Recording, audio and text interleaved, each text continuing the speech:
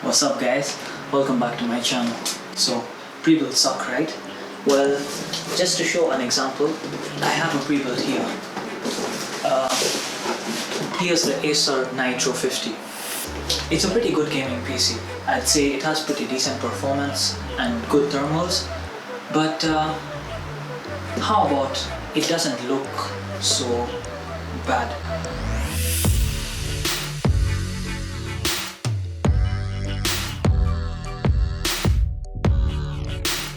Let's say you want it to look better. You like the components of this, the CPU, GPU, RAM, everything, the configuration is good, but the looks not so great. Well, I've got your backs.